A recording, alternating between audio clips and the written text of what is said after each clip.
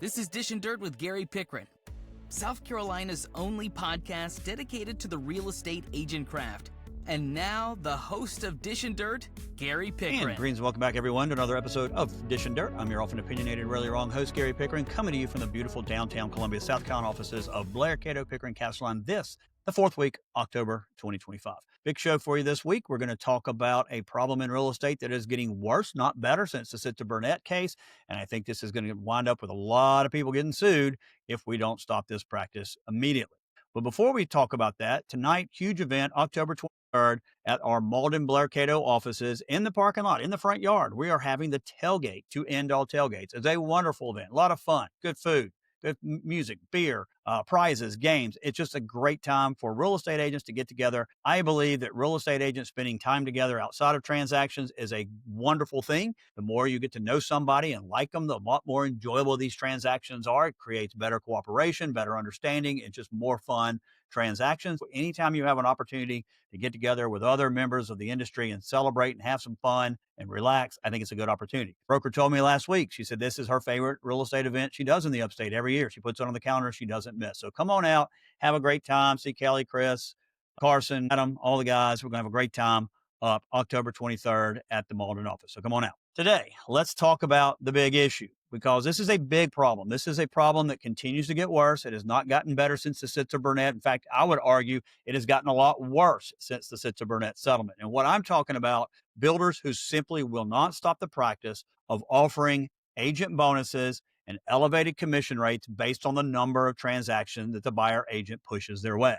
There are multiple problems with this practice that all come about post Sitzer Burnett. Prior to Sitzer Burnett, probably not an issue. In fact, I don't think it was an issue at all. Since Sitzer Burnett and all the lawsuits that are flying, this is now becoming a big issue that we've got to address. And these builders need to do one thing: stop doing this. It's putting real estate agents in a terrible position, making it where I believe everyone's going to get sued again if we don't stop this. One builder right now, I understand, is offering like $10,000 as an agent bonus. I want you to think about that conceptually for 1 second. Why is a builder offering not a buyer incentive, but a real estate agent incentive of $10,000?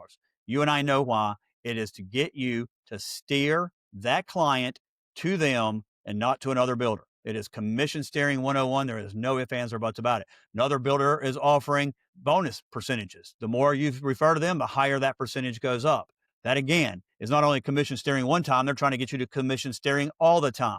These are the practices, plain and simple, that are going to result in you getting sued again. You and I both know it, whether you want to admit it or not. If you're going to be honest with yourself and honest with what's going on in the industry, we all know that this practice is completely wrong. It does not comply with the settlement. It cannot be done post Sitzer Burnett in the manner in which it's being done. It simply cannot be done. But apparently the builders either don't understand the Sitzer Burnett case or are quite fine putting your ass in the crosshairs of another lawsuit. I don't know which one it is. I know they got product to move and they want to sell the product. They should be concentrating their incentives to the buyer and not to the real estate agents, because every time you accept these incentives, you're making yourself one step closer to getting sued again.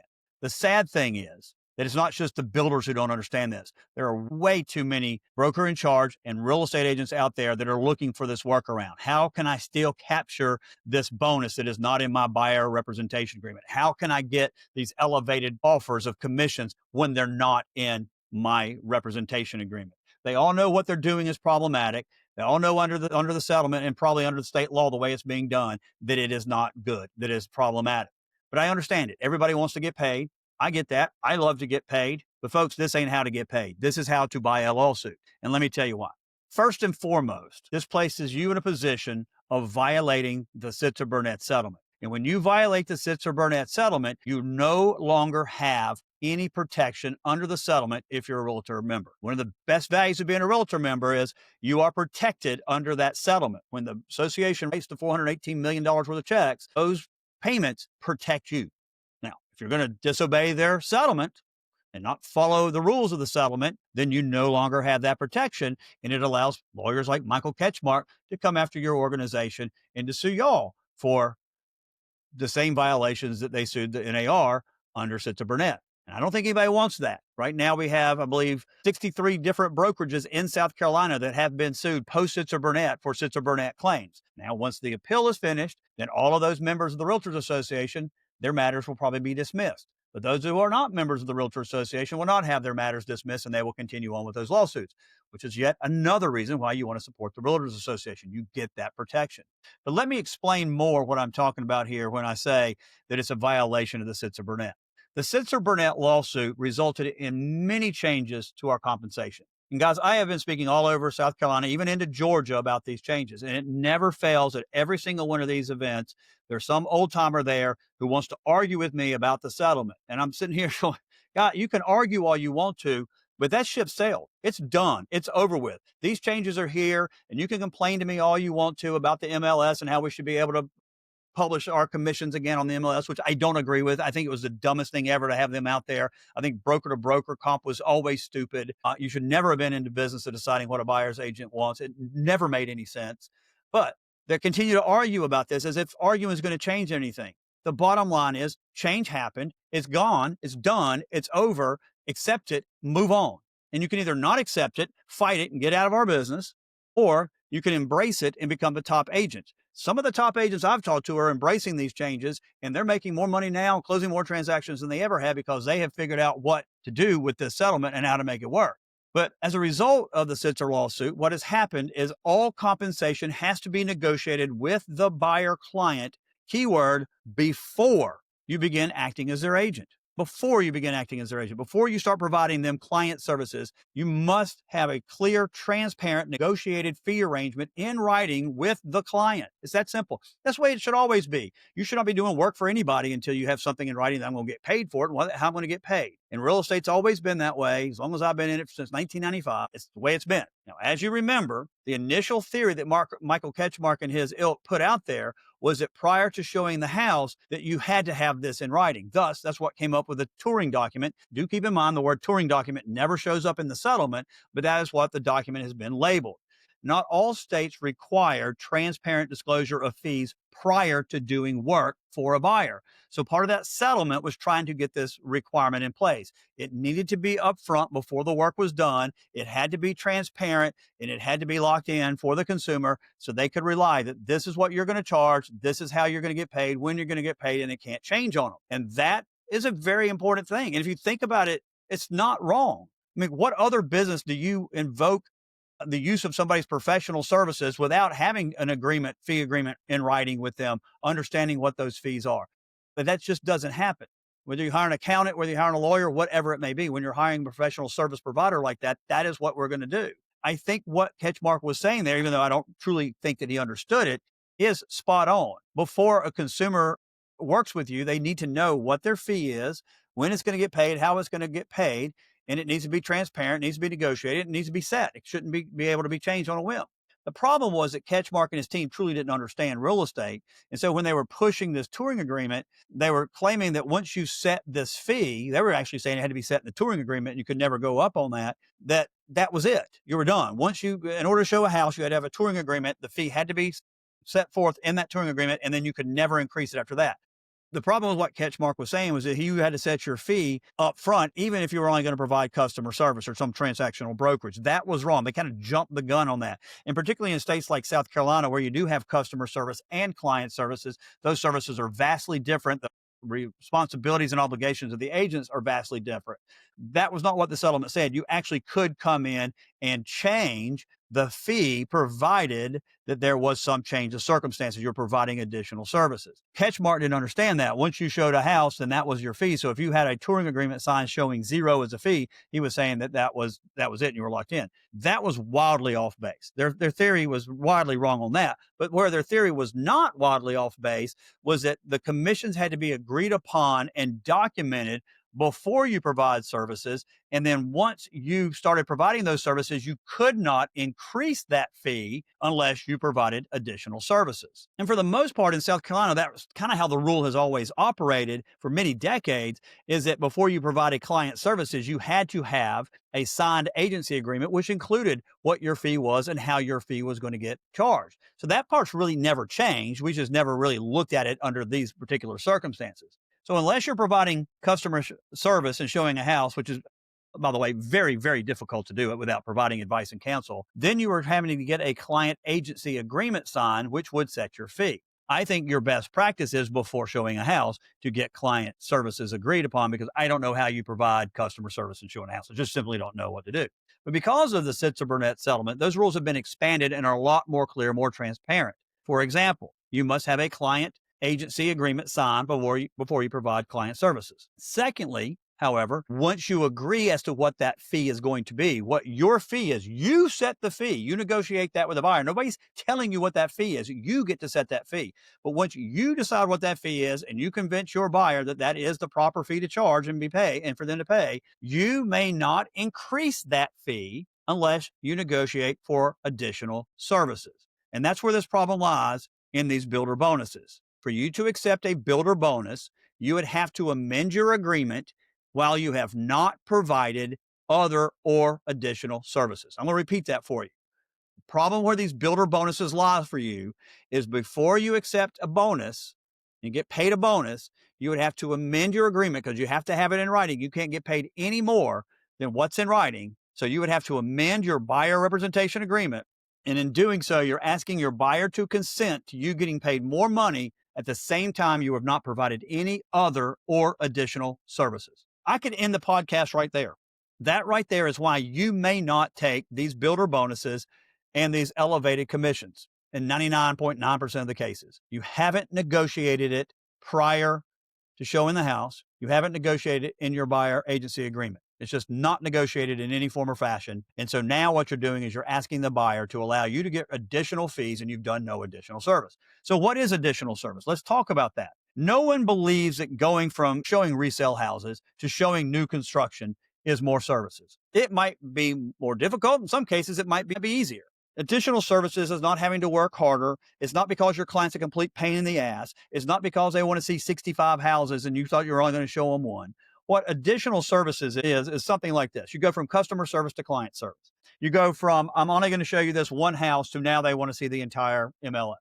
I'm only going to be your agent for 1 week. We're going to look for 3 houses in this one neighborhood, to now I want full service. That's additional services, not I had to show them a lot of houses. It's not after the fact, right? You can't come back after the fact and say that was more difficult, so now I want to amend. If you're going to amend, you have to amend before you provide that additional service. I can tell you that if you've hired me to show you one house in one neighborhood, and after that you say, well, I like that house, but now I wouldn't mind seeing some houses on the other side of the city. Can we do that? Now, at that time, I can say, sure, here's my new fee arrangement for that, because our fee agreement for client services was only to this house. Now we need to amend that so that I can include other houses, and now my fee will be this. Again, I did that before providing those services. I don't get to go show you those houses in those other neighborhoods and then at the end go, oh, you know what? My fee's going up now because I only was going to show you one house. Now I had to show you 14. Sorry, you got to amend it before you provide those services. And no one, as I said earlier, believes that going from resale to new construction is more services. It just simply is not. I've yet to see anybody who can successfully make that argument. You have to do it when you set your fee, and then you can only amend it to capture more fee if you provide more services and you amend it beforehand. That's true for new construction as well. If you've agreed to 2% or 3% with your buyer, then that's the amount you get, nothing more. It doesn't matter if the builder or the seller wants to offer you more. You got to be able to show where were your additional services and did you amend it before you provided those additional services. And despite what you're being told, again, you cannot amend your agreement. And worse yet, you can't throw it away and sign another agreement. And that's what's really bothering me about this. I'm hearing a lot of agents, a lot of buyer agents, and even builder agents telling me this, that the builders are telling the buyer agents, oh, we'll simply amend your agreement. You can amend your agreement. There's nothing against the rules for you amending your agreement. Well, that's not necessarily true. You can only amend your agreement if you provided additional service and you amend it before you do the work to get paid more money. What additional work did you pay to get this bonus? Nothing. There is no additional service. Steering somebody to buy this house other than this house is not an additional service. That is commission steering. Even if you could amend it, you still got to amend it to show that you did additional services. What is that additional service? There is none. And I actually have heard agents say that what they're doing is they'll just throw away the agreement and get a brand new agreement, so they're not really amending it. I've heard agents, they're telling me they're doing this. And in the words of that great British poet, Austin Powers, I would say, are you mad? I mean, are you literally this stupid? What are we doing? I just don't know how you don't think this will come back on you. Your client somehow just going to forget you threw it away. Just going to forget the agreement, forget that you signed another one, and forget to tell their lawyer when they're ready to sue you that, hey, I had an agreement with them, but they told me to throw it away and use this one. And once they find that out and you get sued, your brokerage no longer has any protection of the real estate settlement. But what happens if the buyer agrees? You and the buyer get along fabulously. The buyer loves you and the buyer really, really wants you to get this commission. Even if the buyer agrees, they don't care that you get this builder bonus or this builder elevated commissions. They're perfectly fine with it. It doesn't matter. You cannot accept it. The rule is very clear. Has to be in writing before you provide the services. You can only amend it if you're providing additional services. You got to amend it before you provide the additional services. You can't go back and retroactively apply it to try to capture more commission. The key here is, do we really think that our clients are idiots? I mean, that's what you really have to believe in order to think that you've agreed to be paid X by your buyer, and now some builder is going to pay you a $10,000 bonus or pay you X plus 2, and think going back to your client that your client's just an idiot and it will agree to this. And maybe at some point they will. Maybe they'll be like, yeah, I don't care, let's do it. But how do you not believe that at some point in this buyer's life that the bell's not going to go off at some point and go ding, ding, ding? You do realize by letting that buyer's agent get that $10,000 builder bonus that somehow that made the price of their house go up $10,000? Of course they understand that. At some point, they're going to realize it. It might not be then, could be at the closing table. I'm sure that bell will start dinging at the closing table, but it certainly will go off when one of their friends say, so your agent got a $10,000 bonus? You do know that was just added to the price of the house. You do figure that out, don't you? You know the builder didn't just lose $10,000. They included that in the pricing, right? You do get that, right? Some point your client's going to realize it. It's no different than when real estate agents screw up these closing costs. It's rather an embarrassing thing. You know, you agreed to a $300,000 sales price. Now you need $5,000 in closing costs. So you go back and say, hey, let's do $5,000 in closing costs and $305,000 contract. And then we get to closing and we find out that our buyer did 100% cost loan to get, and there's no cost. It's like $1,200 in cost. And so there it is at closing, 305 with a $1,200 carryover item from the seller to the buyer paying for closing costs. And then your buyer says they agreed to pay $5,000. Well, there's not $5,000 in closing costs because you did 100% loan with all closing costs covered. So there's only $1,200. Well, where's the other $3,800? The $3,800 reverted back to the seller. And you can see the little mouse in their head going off. Well, I should have paid $301,200, not $305,000. They may not say anything to you at the closing table because, you know, this is the South and people aren't going to call you out in front of everybody. But I can guarantee you they know that. And I guarantee you they're complaining to other people about it. And that means you're not getting business. See, the thing that scares me the most, maybe even more, is I literally have had brokers one day at a realtor event tell me this, that they literally wait until the buyer tells them that they're looking for a builder house from ABC Builder. And then they call the builder and then they ask what the bonus structure is. And then they write the agency agreement. It's how these workarounds are so out of control. And here's why I have so many problems with this. First of all, I don't believe for a second that you have many clients contacting you saying, I only want to see builder ABC houses and no other house. I just don't believe it. I talked to Brad Allen about it. They've done thousands and thousands of closings on real estate. He said he can never think of a single occasion where a single buyer has ever called and say, I just want to see ABC's house and no other house. And even if that did happen, and again, I don't believe it does happen, but even if it does happen, how many times does that buyer come to you and go, okay, well, I looked at ABC, and you're like, well, you also should look at this builder house and this builder house. Isn't that your fiduciary duty when somebody says, I just want to look at this house, to say, yeah, this is a great house, but don't you want to look at this one? I mean, is that really what you do as a real estate agent? I call you up and say, I want to look at ABC builder house, and you take me there and we sign a contract and that's it. You never talk to me about other builders, houses, other products that's similar that might be better situated for me. If that's what you think is good service, okay, maybe that is what you think. But how many of those people that wanted to look at that one builder house looked at other builder houses, other builder products, and closed on other stuff? But more importantly, you're contacting a seller now on behalf of the buyer, trying to find out what commission rates are, which is pretty much providing client services without having an agency agreement. And if this doesn't fly in the face of the settlement, I don't know what does. You're trying to negotiate a fee with your buyer based not on the services you're providing, but on what some seller might pay you. Think of that. I'm going to negotiate my fee not on this is what my fee is, but this is what this seller in this particular case is willing to pay me. I mean, remember, you could literally go on the MLS and search properties by commission rates, and how that was a major part of Ketchmark's case. He wouldn't let that go. I mean, he was arguing that. How was that any different than that? I mean, that was the dumbest thing ever done in the history of real estate, was MLS allowing you to search for the higher commission rate so you could theoretically show houses with the higher commission rates. I mean, think how astronomically stupid that is when you have a fiduciary duty to your buyer. What does that fiduciary duty mean? It means putting your consumer's rights and your consumer's needs and desires before your financial best interest. How was that ever before their best interest? You searching the MLS for higher commission rates is no different than you calling a builder, finding out what they're offering in terms of bonuses, and then trying to get your buyer to agree to those. Look, if you're so confident that the way you're doing that is proper, then I got an idea for you. Why don't you go over there to SCR? Why don't you go make a meeting with Nick Cremidas? You can sit down and ask him, and then you call me when he laughs at you. I mean, just go ahead and do that, because you know as well as I know, there's no way that SCR would ever say, yeah, do it that way. And then after that, I want you to explain to me how you feel like that complies with your fiduciary duty. So if the real estate commission had to hear a case, you explain to me how you calling to find out how much money you can make and then drafting your agency agreement so that you're able to capture the rest of this money. You tell me how that was in your fiduciary duty of your client. I've heard brokerages in the upstate are doing that. They're just putting like a blanket number, 2, 3, 4% under buyer bonuses, just in case a buyer bonus is ever offered, they'll be covered. How does that comply with your fiduciary duty, guys? How?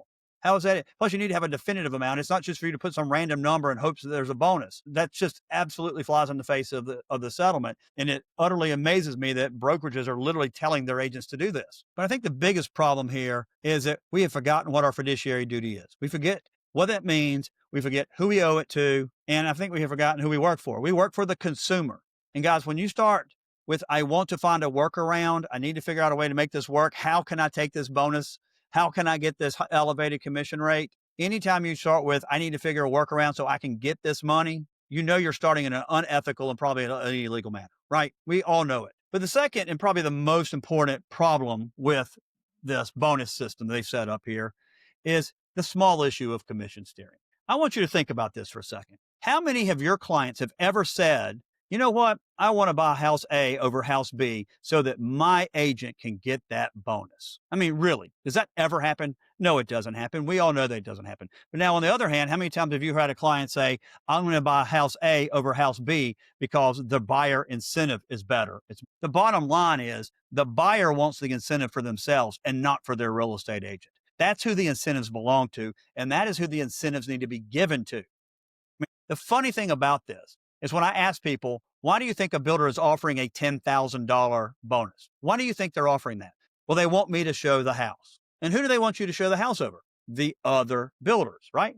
So they think if they give you a $10,000 bonus, then you will put their house at the top of the list of priorities to show. And they also believe that if your consumer is looking at multiple houses, you will advocate for them, which is interesting because who are you supposed to advocate for? The buyer, your client, not the seller.